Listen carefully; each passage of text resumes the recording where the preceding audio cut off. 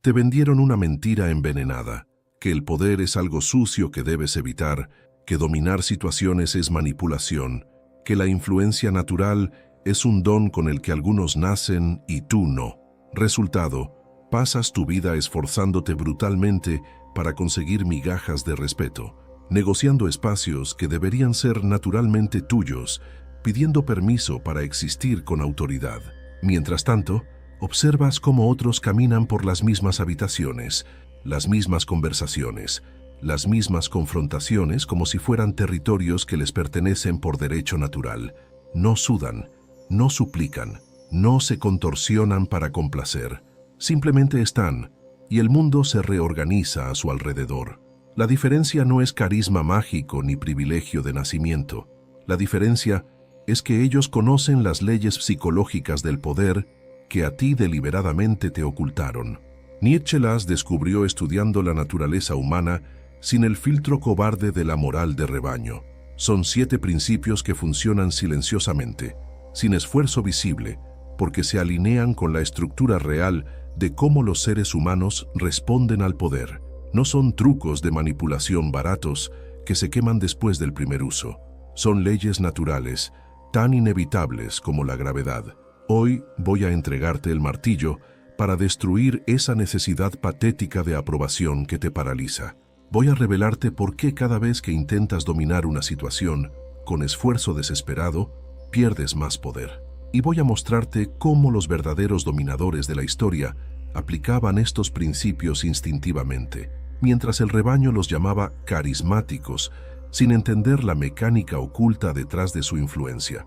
Si después de este guión todavía sientes que necesitas esforzarte para tener impacto, entonces no entendiste nada. El dominio real no se siente como esfuerzo, se siente como gravedad. Suscríbete ahora, porque las próximas revelaciones van a destruir todo lo que tu educación deliberadamente te enseñó mal sobre el poder. Ley 1. La economía de la atención. La primera ley que el rebaño te ocultó es esta: el poder pertenece a quien controla su atención, no a quien la distribuye gratuitamente como limosna emocional. Te enseñaron que ser atento es virtude, que estar disponible muestra que eres buena persona, que prestar atención a todos demuestra tu calidad humana. Mentira absoluta. Dar tu atención indiscriminadamente es declarar públicamente que tu tiempo no tiene valor, que tu presencia es un recurso infinito y barato, que cualquiera puede extraer de ti sin costo alguno. Nietzsche comprendió algo que la psicología moderna apenas está redescubriendo. Cada interacción humana es un campo de fuerza invisible donde se negocia poder. Cuando persigues la atención de alguien, le estás entregando poder sobre ti. Cuando retienes tu atención estratégicamente, la conviertes en algo valioso que otros desean obtener. La voluntad de potencia no es una teoría abstracta, es una dinámica concreta que opera en cada conversación, cada reunión, cada intercambio social. Quien persigue pierde, quien se retira estratégicamente gana. Observa a los líderes históricos que comprendieron esta ley instintivamente. Julio César no aparecía en cada evento social de Roma. Su presencia era escasa, y por eso era valiosa. Cuando César entraba a una sala, el peso de su atención sobre alguien era un favor político tangible. Napoleón mantenía a sus generales esperando horas antes de las audiencias, no por crueldad, sino porque cada minuto de espera aumentaba el valor percibido de su atención. Controlaba la oferta y por tanto controlaba el precio. La moral del rebaño invierte esta ley deliberadamente. Te dice que ignores la economía de la atención, porque si todos comprendieran que la atención es poder, el sistema de control social colapsaría. Necesitan que estés disponible, reactivo, constantemente distribuyendo tu energía mental hacia las demandas de otros. Un hombre disperso es un hombre controlable. Un hombre que concentra su atención es peligrosamente independiente. Tu atención es tu moneda más valiosa en el mercado invisible del poder social. Distribúyela como un rey distribuye favores. Raramente, estratégicamente, y siempre por elección consciente, nunca por obligación moral. Cuando alguien habla y tú realmente escuchas, que sea porque decidiste que esa persona o ese tema merecen la inversión de tu recurso más escaso. Cuando retiras tu atención, que no sea por desprecio pasivo, sino por cálculo activo, de dónde tu energía mental produce mayor retorno en tu proyecto de autosuperación. El dominio de esta ley tiene un efecto paradójico que el rebaño nunca comprenderá. Cuanto menos buscas atención, más la obtienes. La persona que entra a una reunión sin necesidad desesperada de ser escuchada, que puede quedarse en silencio sin ansiedad, que no compite por espacio para hablar, esa persona concentra la atención de la sala sin esfuerzo. Su desapego genera curiosidad magnética. Su silencio tiene más peso que la verborrea ansiosa de 10 personas tratando de impresionar. Identifica hoy mismo quién en tu vida drena tu atención sin retorno de valor. Esos vampiros energéticos que te buscan solo para descargar su mediocridad, que consumen tu tiempo con dramas fabricados, que extraen tu presencia mental sin jamás contribuir a tu crecimiento. Córtalos sin culpa, no les debes explicaciones, porque tu atención no es un derecho que otros poseen sobre ti. Redirige esa energía liberada hacia tu propio proyecto de poder, hacia las personas y los desafíos que realmente expanden tu capacidad. La primera ley oculta es simple pero devastadora en su aplicación. Conviértete en escaso. Haz que tu atención sea tan valiosa que obtenerla se sienta como una victoria. Y observa cómo el mundo comienza a reorganizarse alrededor de este nuevo centro gravitacional que acabas de crear. Ley 2. La indiferencia calculada. La segunda ley destruye una de las mentiras más peligrosas que te vendieron, que reaccionar emocionalmente a todo demuestra que eres humano, que importarte las cosas es señal de profundidad. Falso. Reaccionar visceralmente a cada provocación, a cada injusticia percibida, a cada comentario que desafía tu ego, eso no te hace sensible, te hace controlable. Quien te hace reaccionar te controla, y la mayoría de las personas son marionetas emocionales en manos de cualquiera que sepa qué botones presionar. Aquí debemos hacer una distinción absolutamente crítica que separa a los fuertes de los débiles que se creen fuertes. La indiferencia calculada no es represión moral. No estamos hablando de suprimir tus emociones porque la sociedad dice que los hombres no lloran o porque temes el juicio ajeno. Esa es la cobardía del rebaño disfrazada de fortaleza. La verdadera indiferencia es sublimación consciente, transformar la reacción impulsiva en observación estratégica. Es el autodominio del guerrero que elige cuándo liberar su fuerza, no la represión del esclavo que la niega por miedo. Nietzsche admiraba esta capacidad en lo que llamaba el espíritu libre, el individuo que observa sus propios impulsos sin ser arrastrado por ellos, que siente rabia sin convertirse en la rabia, que experimenta deseo sin ser esclavo del deseo. No es insensibilidad, es maestría interior. La diferencia entre el tigre y la hiena. El tigre no reacciona ante cada mosquito que lo molesta, no desperdicia energía en amenazas menores, no se agita en frenesí ante cada estímulo, conserva su calma mortal hasta el momento elegido para atacar. La hiena, en cambio, reacciona a todo, grita, se agita, revela su posición constantemente. Su hiperreactividad es síntoma de debilidad, no de vitalidad. Marco Aurelio comprendió esto profundamente, aunque desde una perspectiva que Nietzsche refinó.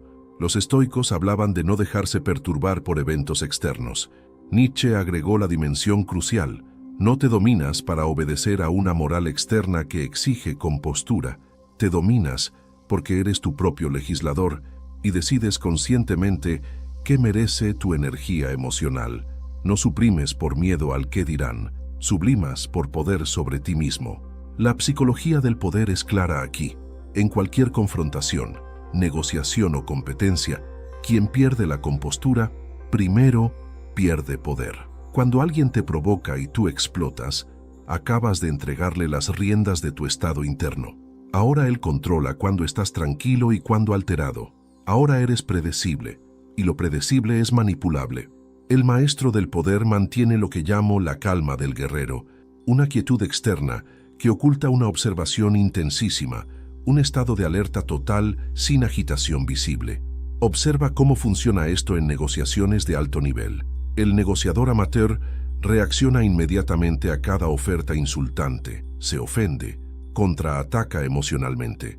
El negociador maestro escucha la oferta ridícula con la misma expresión neutral con la que escucharía el pronóstico del clima. Pausa. Observa.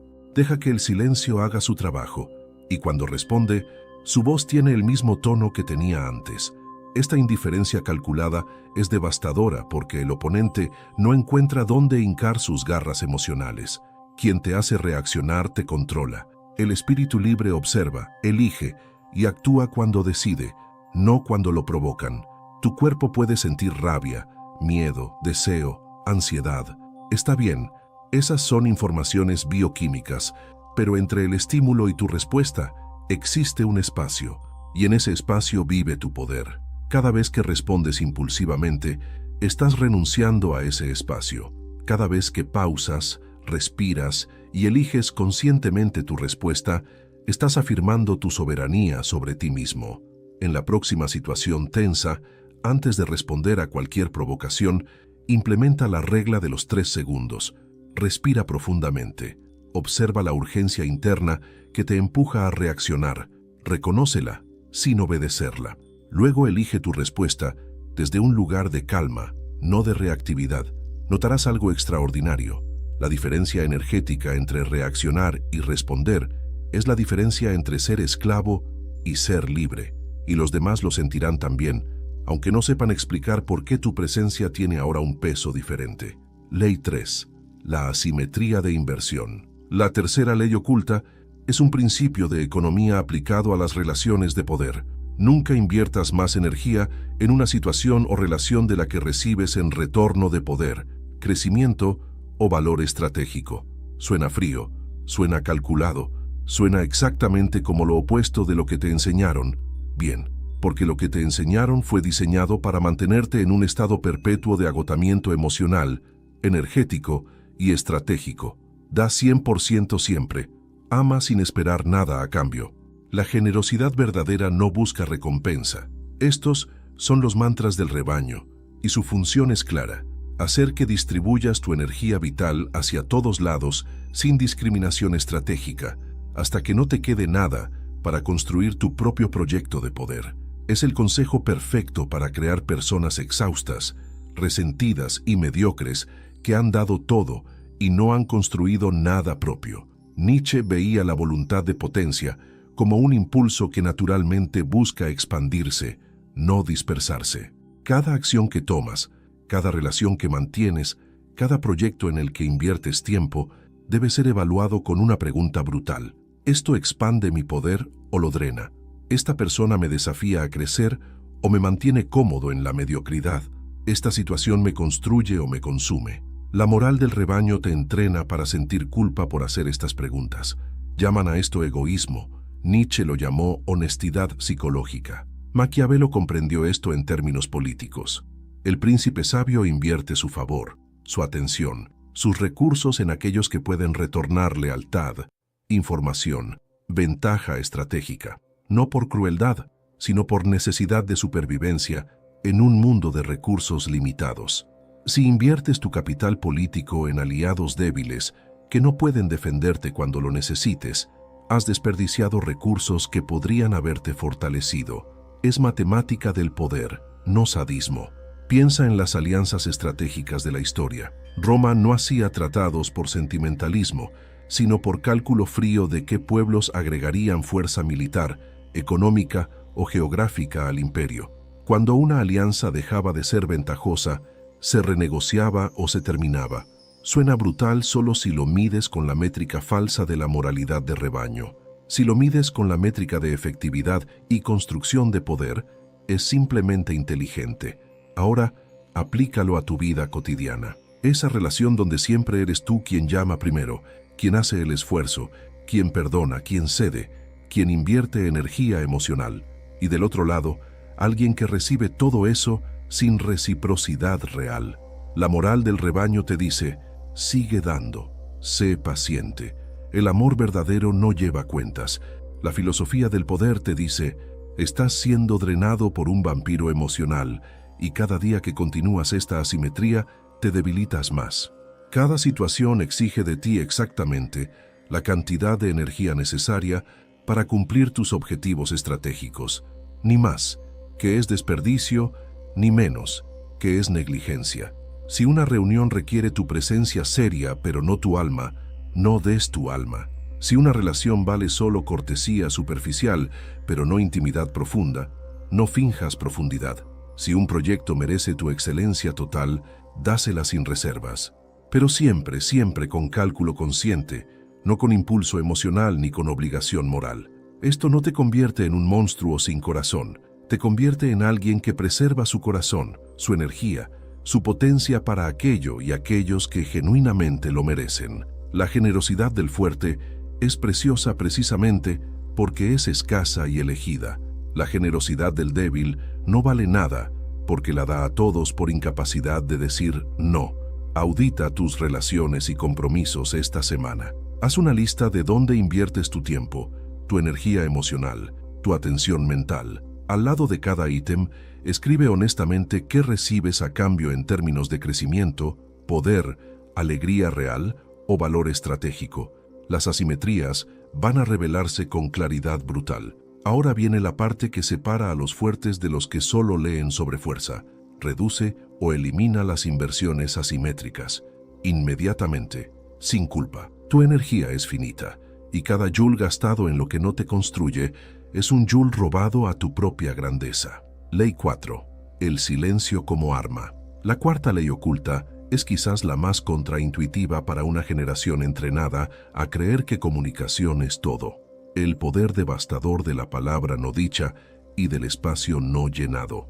Te bombardearon con la idea de que debes expresarte constantemente, que el silencio es incómodo, que llenar los espacios vacíos en una conversación es cortesía básica. Mentira estratégica. El rebaño habla incesantemente porque tiene pavor al vacío, porque el silencio los obliga a confrontar su propia irrelevancia. Nietzsche admiraba la imagen de Zaratustra en las montañas, lejos del ruido del mercado donde el rebaño grita sin cesar. El espíritu libre domina el silencio como un músico maestro domina las pausas en una sinfonía. La pausa no es ausencia de música, es tensión concentrada que hace que la próxima nota impacte con fuerza multiplicada. Tus palabras solo tienen peso si tus silencios también lo tienen. Si hablas sin parar, tus palabras se vuelven ruido de fondo que otros aprenden a ignorar. Observa la mecánica psicológica en acción. En cualquier conversación o negociación, quien tiene menos tolerancia al silencio revela quién tiene menos poder psicológico. El ansioso llena los silencios con concesiones, explicaciones innecesarias, justificaciones que nadie pidió. El maestro deja que el silencio haga su trabajo. Dice su precio, su posición, su verdad. Luego calla y espera. El silencio se vuelve presión invisible que aplasta al oponente hasta que éste, incapaz de soportar el vacío, empieza a negociar contra sí mismo. Los negociadores de élite conocen esta técnica como la pausa de poder. Después de que la otra parte hace una oferta, tú simplemente no respondes inmediatamente. Dejas que el silencio se expanda. 5 segundos, 10 segundos. Observa cómo el otro comienza a ponerse nervioso, a dudar de su propia oferta, a llenar el vacío con bueno, podríamos considerar, y allí empiezan las concesiones. No las arrancaste con argumentos agresivos, las extrajiste con el vacío estratégico, pero esta ley va más profundo que tácticas de negociación. Es una filosofía sobre cuándo vale la pena romper el silencio. La moral del rebaño te entrena para responder a todo. Cada provocación merece defensa, cada opinión estúpida merece corrección, cada malentendido merece aclaración. Falso. La mayoría de las provocaciones son tan insignificantes que responderlas es elevar su importancia. Tu silencio ante un insulto menor comunica algo devastador. Esto no merece ni la energía de mi respuesta. Cuando le preguntaron a Sócrates por qué no se defendía de las acusaciones que terminarían condenándolo, su silencio estratégico comunicaba algo más profundo que cualquier defensa. Vuestras opiniones sobre mí no tienen peso en mi autovaloración. No era pasividad, era desdén activo. Su silencio fue su argumento más poderoso, aunque políticamente fatal. El poder no siempre preserva la vida, pero siempre preserva la dignidad. Habla cuando tus palabras aumentan tu poder, tu claridad, tu posición estratégica. Calla cuando el silencio fuerza a otros a rebelarse, a mostrarte sus intenciones, a traicionar sus ansiedades. La persona que controla cuándo hablar y cuándo callar, controla el ritmo de cualquier intercambio. y quien controla el ritmo controla el resultado. Esto no significa volverse un ermitaño antisocial, ni un misterioso insufrible que nunca dice nada por pretensión. Eso es teatralidad barata. El dominio real del silencio es saber discriminar. Estas palabras agregan o diluyen mi mensaje. Este comentario construye o solo llena espacio. Esta explicación es necesaria o es ansiedad disfrazada de claridad. Si tienes algo poderoso que decir, dilo con la menor cantidad de palabras posible. Impacto concentrado. Si no tienes nada poderoso que agregar, tu mejor contribución es el silencio atento. Observación sin verborrea. La gente confunde cantidad con valor. El débil habla 100 palabras para decir lo que el fuerte dice en 10, y el más fuerte de todos dice en 5, y luego calla, dejando que sus palabras reverberen en el silencio que creó conscientemente. Si quieres saber si has comprendido estas leyes o si simplemente las estás consumiendo como entretenimiento, deja tu like. Ese pequeño gesto me indica que eres capaz de soportar verdades que el rebaño rechaza porque amenazan su comodidad. Ahora la práctica. Hoy, en tu próxima conversación importante, resiste el impulso neurótico de llenar cada silencio. Cuando alguien termine de hablar, cuenta mentalmente hasta 3 antes de responder. Observa cómo en ese espacio vacío, el otro muchas veces agrega información que no había planeado revelar, o cómo el peso de tu respuesta se multiplica simplemente por haberla precedido con esa pausa estratégica. Ley 5. La trascendencia del ego reactivo. La quinta ley destruye quizás la ilusión más patética que mantiene débil a la mayoría. La necesidad desesperada de probar algo, de defender tu imagen, de ganar cada discusión. Te enseñaron que defender tu honor es valentía, que no dejar pasar ninguna ofensa es fortaleza, que responder a cada crítica es mantener tu dignidad. Mentira absoluta. Cada vez que reaccionas defensivamente a una provocación, acabas de declarar públicamente que tu autovaloración depende de la opinión ajena. Has entregado a otros el control sobre tu paz interior. Nietzsche identificó esto como el veneno del resentimiento. El resentimiento, esa necesidad tóxica de vindication, de venganza, de demostrarle al mundo que estás en lo correcto. El débil deriva su identidad completa de cómo otros lo perciben, y por eso cada crítica es una crisis existencial que debe combatirse inmediatamente. El Übermensch, el espíritu superior, extrae su valoración de sus propias obras, de sus propios estándares autoimpuestos. Las opiniones del rebaño son ruido irrelevante. Esto requiere una distinción crucial entre 2 tipos de fuerza. Está la fuerza reactiva, que siempre está defendiendo, justificando, demostrando, y está la fuerza afirmativa, que simplemente crea y avanza sin necesidad de validación externa. La fuerza reactiva es esclava porque necesita enemigos para definirse. La fuerza afirmativa es libre porque se define por sus propias creaciones. La psicología moderna ha descubierto algo que Nietzsche ya sabía. La mayoría de las personas cargan lo que se llama un cuerpo de dolor, patrones inconscientes donde buscan activamente conflictos que confirmen sus narrativas negativas sobre sí mismos. El tipo que siempre encuentra razones para sentirse ofendido no está defendiendo su honor, está alimentando una adicción emocional al drama de ser víctima. Cada pelea que busca es otra dosis de su droga favorita, la confirmación de que el mundo está en su contra. Observa cómo funcionaba esto en figuras históricas que comprendieron esta ley. Cuando insultaban a Gandhi, él no se defendía porque no jugaba el juego que sus oponentes habían propuesto. Su negativa a participar en la dialéctica del insulto y la contraofensa era más devastadora que cualquier argumento que pudiera haber construido. No era pasividad, era redefinición del terreno de batalla. Ustedes pelean con palabras, yo construyo con acciones. Nelson Mandela pasó 27 años en prisión. Cuando salió, tenía todas las razones psicológicas del mundo para buscar venganza, para necesitar demostrar su superioridad moral sobre sus captores.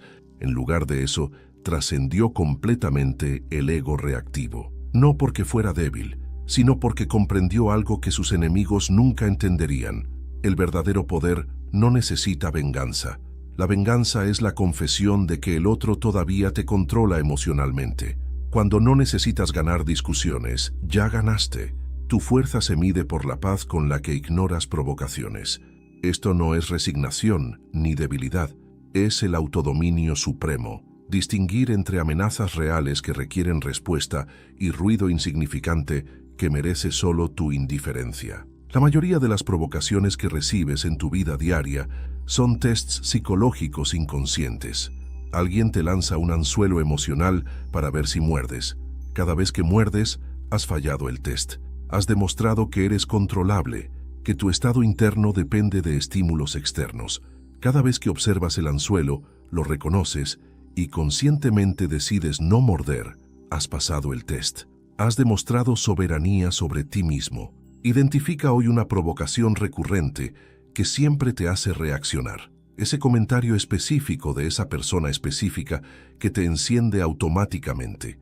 Esta semana, cuando llegue ese comentario, vas a hacer algo revolucionario. Nada. Vas a sentir el impulso de responder, de defenderte, de contraatacar. Y vas a observar ese impulso sin obedecerlo. Vas a respirar profundo y dejar que el momento pase. Vas a descubrir algo extraordinario, el poder inmenso que viene del desapego, la libertad brutal de ya no ser esclavo de las opiniones ajenas. Ley 6. La creación de realidad. La sexta ley oculta es quizás la más avanzada. En cualquier situación, quien domina no es quien mejor se adapta al marco existente, sino quien tiene el poder de redefinir completamente cuál es el juego que se está jugando. Te enseñaron a leer la sala, a adaptarte al ambiente, a entender las reglas implícitas y jugar según ellas. Eso no es inteligencia estratégica, eso es sumisión disfrazada de sabiduría social. Nietzsche llamó a esto la transvaloración de todos los valores, la capacidad de un espíritu superior de no aceptar las categorías morales, sociales o conceptuales que otros imponen, sino de destruirlas y reemplazarlas con las propias. En términos prácticos, cada situación social, cada negociación, cada confrontación opera dentro de un marco invisible, un conjunto de premisas no dichas sobre qué está en juego, qué es importante, qué cuenta como victoria. El débil entra a esa situación y pregunta, ¿cuáles son las reglas aquí? ¿Cómo me adapto mejor? El fuerte entra y pregunta, ¿qué premisas están controlando esta interacción? ¿Puedo destruir esas premisas e imponer las mías? Esta es la diferencia entre jugar el juego y cambiar el juego. Observa cómo Steve Jobs operaba en reuniones de negocios. Cuando alguien presentaba un problema técnico, Jobs nunca aceptaba el problema como estaba formulado.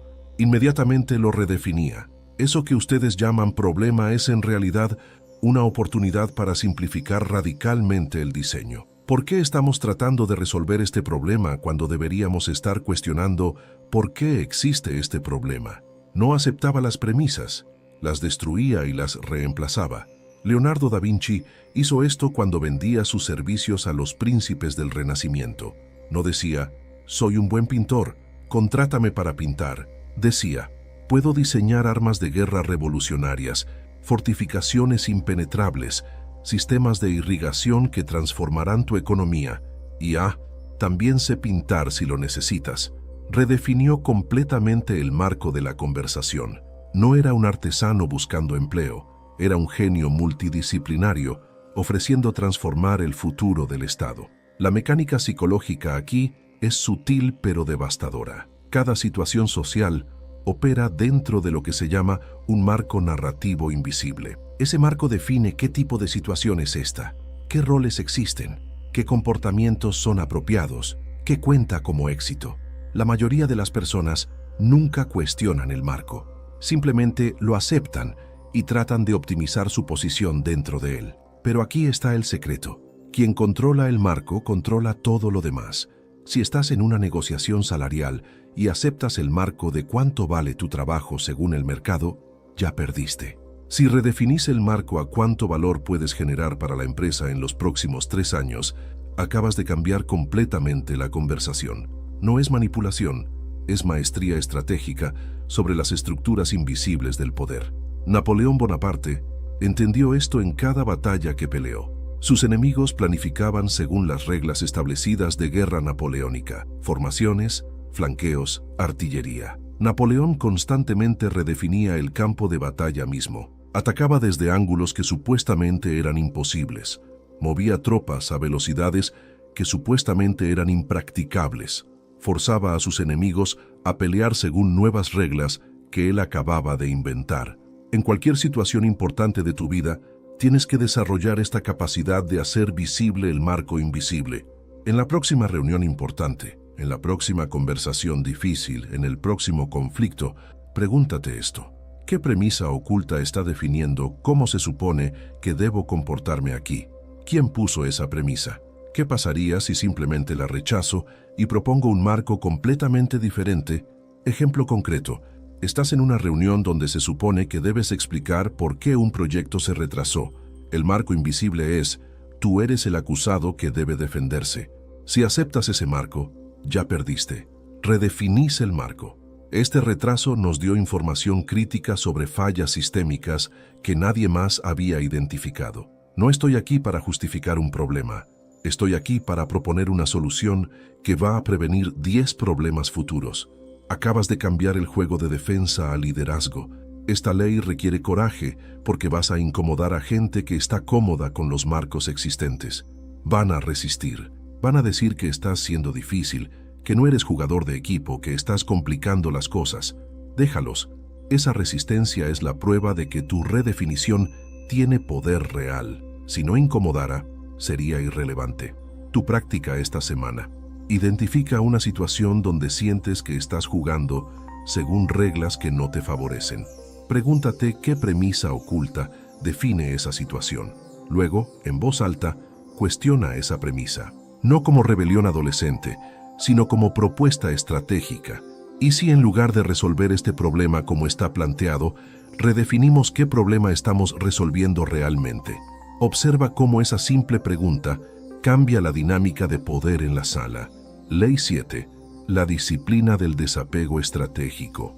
La séptima y última ley es la más contraintuitiva y por eso mismo la más poderosa. El dominio supremo sobre cualquier situación viene de estar genuinamente dispuesto a perderla. Todo.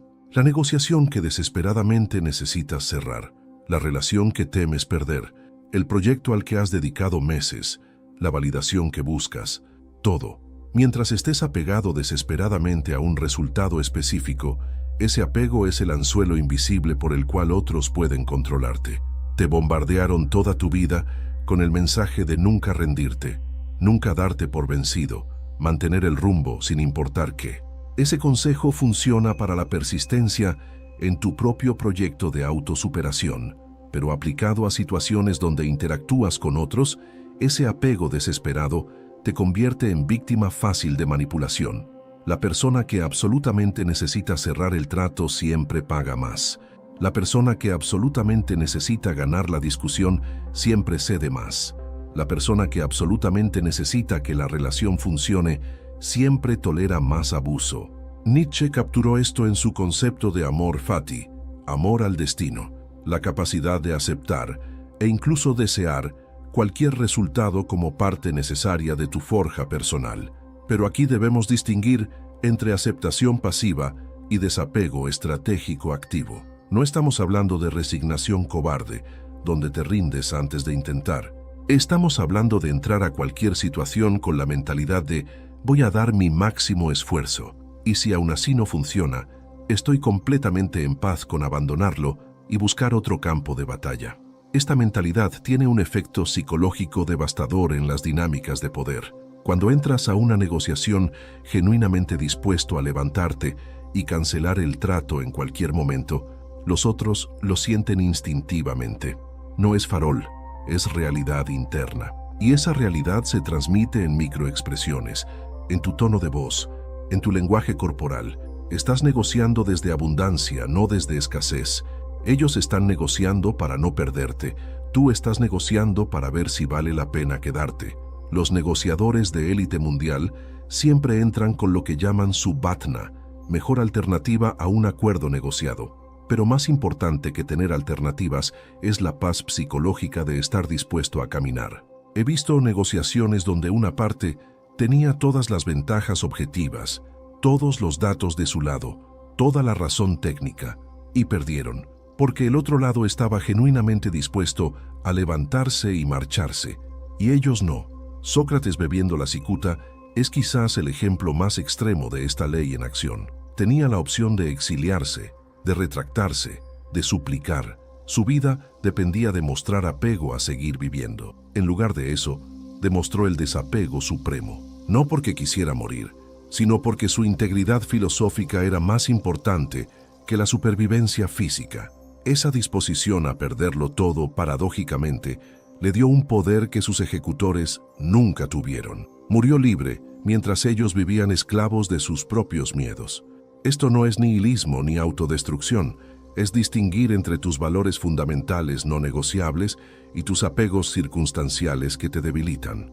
Tus valores, aquello por lo que construyes tu vida, esos son inquebrantables, pero tu apego a cómo se ven los resultados específicos, a qué persona específica te valida, a qué proyecto específico debe funcionar, esos apegos son cadenas que otros pueden jalar para controlarte. En términos de relaciones personales, esta ley es brutal pero liberadora.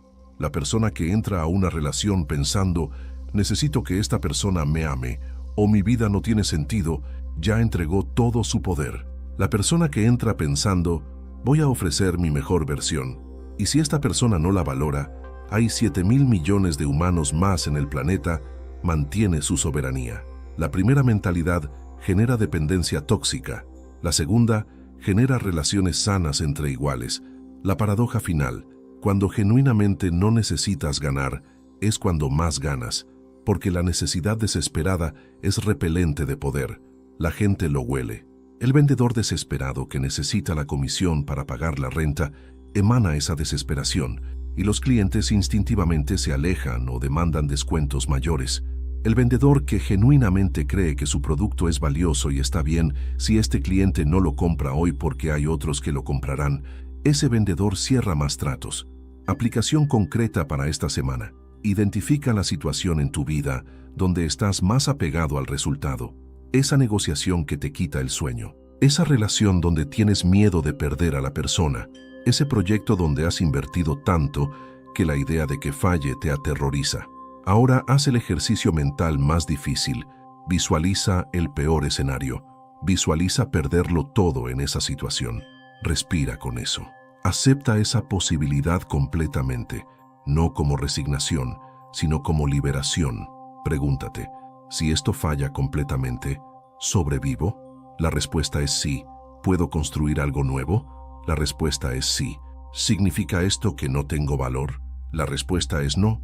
Tu valor no depende de ningún resultado externo específico. Cuando internalizas esto realmente, algo extraordinario sucede.